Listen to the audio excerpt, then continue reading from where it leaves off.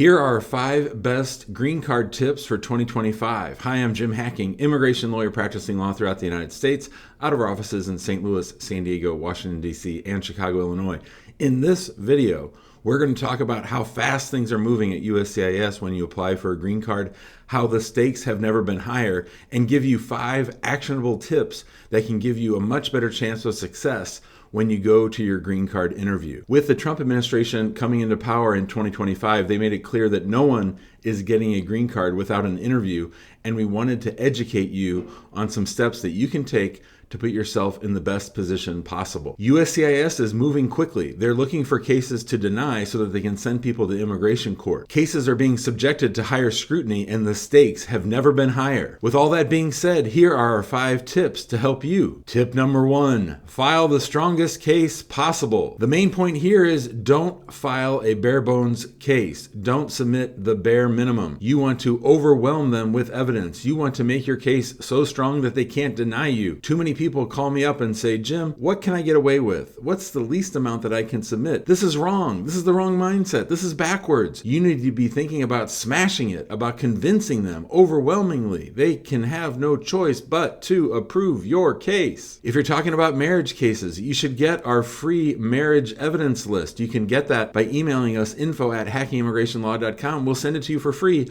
It's the exact list that we give our actual clients, and we help them develop the best evidence possible. This evidence includes joint leases, bank statements, purchases, trips abroad, all kinds of things that you can do to make your case stronger. USCIS is not afraid to reject a case right out of the box because the couple sent in their paperwork and their marriage license, nothing else. The thing you need to keep in mind is that the initial filing sets a tone for your entire case. So think about 2 different people. One person sends in this much evidence, one person sends in that much evidence. Who do you think they're going to be more inclined to approve? Who do you think they're going to like better? Which case do you think is going to be treated as stronger? If you submit too little at the beginning, then you're always coming from behind. You're always trying to catch up. You're always trying to get them back to thinking that it's a real marriage. If they start to look askance at your case and say, these guys don't have much. They didn't send us much. Let's schedule them for an interview. Let's get them in here so we can grill them and really put a final knife into the heart of this case. What you really want to avoid are what's called a request for evidence. When USCIS thinks that you don't have enough evidence, they could just deny the case. That's something they are doing from time to time. But more likely, you're going to get a request for evidence, an RFE. You don't want an RFE. An RFE says, hey, we see what you submitted. It's not enough. Give us more. And here's what we want. We want more marital evidence. So why not just go ahead and do it at the beginning? Because if you don't, you're already starting from behind. You're having to convince them, oh yeah, it's a real marriage. When if you had submitted all at the beginning, they can say, yeah, this looks normal. This makes sense. Okay, let's keep going. And of course, whenever you file an RFE, you lose time. It could take a month for you to get it. It could take a month for you to respond. It could take them 2 months to consider it. So getting an RFE is not only bad because it puts a bad flavor in the mouth of the officer reviewing your case, but it also slows your case down by months. I've had people on our Immigration Answer Show tell me, Jim, I sent in the I-130, the I-130A, the I-45, and our marriage license. Nothing else. No photos, no texts, no proof of trips abroad, no purchases, no lease or property documentation, no mortgages, nothing. So the key takeaway for tip number 1 is, hey, you need to think of this as the trial of your life. This is one of the most important things you're ever going to do. So why half-ass it? Put everything you've got into it. Do the best possible job. Think of this as an exam on your life. They're going to be looking at you, they're going to be looking at your spouse, and they're going to make a determination, fair or unfair, that this is a real marriage that's entered into because of love and not just to get an immigrant a benefit. Tip number 2, be ready for a quick interview. In the past, under Joe Biden, USCIS was taking forever to schedule green card interviews. They might take a year and a half, or they might get waived altogether. Well, now everybody's getting an interview and it's coming really, really quickly. And you might think that's great. You might think, boy, USCIS has really gotten it together. They're really trying to help me. They're trying to get an interview as quickly as possible. No, they're scheduling cases for interviews quickly because they think that they can find people to deport. They think that if we adjudicate this case and find fraud, in whatever case we find, we can deport the person a whole lot faster. So the whole speeding up at USCIS isn't necessarily a good thing. It's not necessarily a reason to celebrate. They're trying to find people to kick out of the country. So you've got to be ready for an interview, and it's going to come 2 or 3 or 4 months after you file. Gone are the days where you have a year to get your case stronger, where you have a year to upload new evidence. No.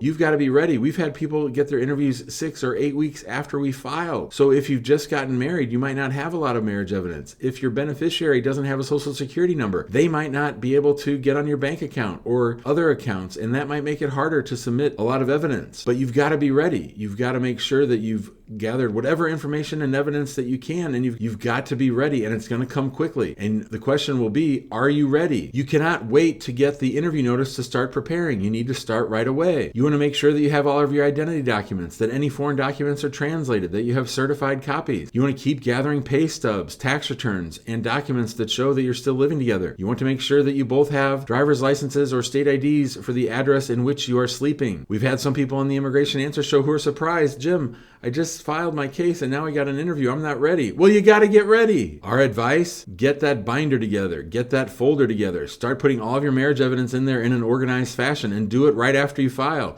You never know when your interview notice is coming in the mail. The simple fact is you need to speed it up. You need to go faster. In fact, you need to be ready for your interview the day after you file. That's what you need to be thinking about. Tip number 3.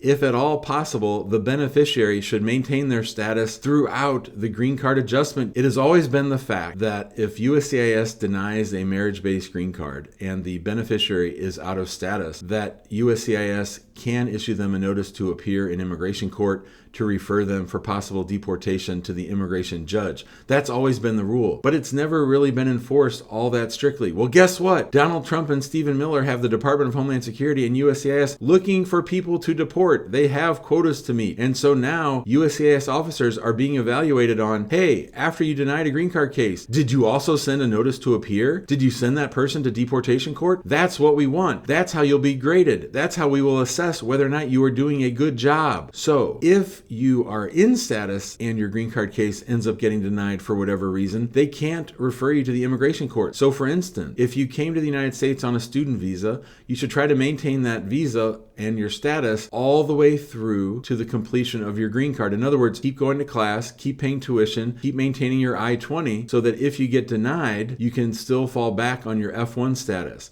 A lot of people, as soon as they file their green card, they stop going to class, they stop paying tuition. Now, you can't do this in every single case. If someone's here on a B1, B2 visit visa, it's unlikely they're going to be able to maintain their status. Now, of course, filing the green card case stops any unlawful presence, and you are in technical status as an adjustment of status applicant when you file your 45. But it's a really good idea, if possible, to maintain whatever non-immigrant visa status you had so that you can avoid a notice to appear if USCIS ends up, for whatever reason, maybe rightly, maybe wrongly, denying your green card case. So the key takeaway here is a safety net matters. If you can maintain your status and protect yourself from possible deportation, it's going to make your life a whole lot easier. Tip number 4, practice your answers. Now, I'm not talking about trying to memorize things with your spouse. I'm not talking about trying to make sure that your testimony is all the same on every single issue. What I'm talking about is during your green card interview, there are going to be 2 main areas of topic. The I-130, hey, is this a real marriage? And the I-45, hey, is this immigrant someone that we want to let stay in the United States? Is there some reason that they are inadmissible? And all of the questions on the I-130 and all of the questions on the I-45 are designed to find out answers to those 2 inquiries. Is it a real marriage? Is this a good person? And so when I first started practicing immigration law, the I-130 was 2 pages long. Now it's like 10 pages long. When I first started practicing the green card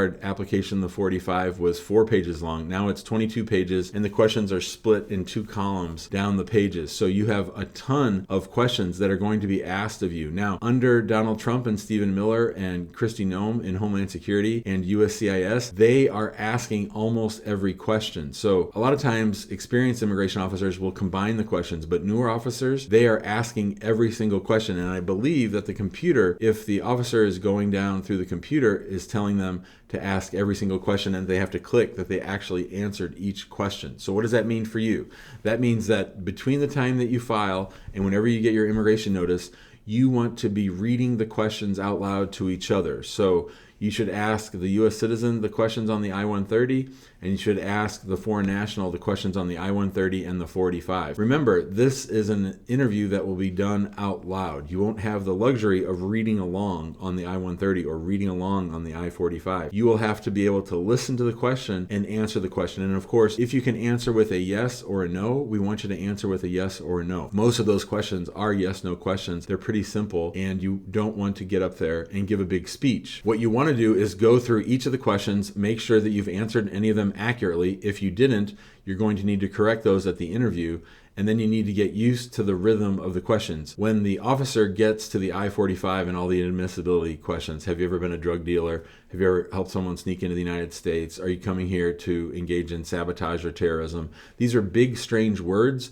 that you're not used to hearing all the time. So hearing and understanding and knowing the right answer to those questions and being able to answer no, no, no, no. Those are all good things. And if there's a yes in there, then you might want to think about hiring an attorney or talking to an attorney about the problems with your case. And remember, you don't want big, long, rambling answers. People think if I tell my story, the officer will understand and will approve my case. Well, when you tell big, long stories, it just leads to more questions. So try to keep it short and sweet. I would actually sit in a room in your house, maybe in your dining room, where you're sitting at a table sort of at attention and having each other read the questions to you. I think that would be very, very helpful and get you ready for the interview, because eventually you'll start to hear how the questions are asked and how the answers are supposed to go. That's a big tip. Tip number 5, review all of your past applications. Now, when I first started practicing immigration law, it was very difficult for a frontline USCIS officer to get access to whatever applications you had filed with the State Department. Those days are over. USCIS can look at whatever you filed in prior visa applications, including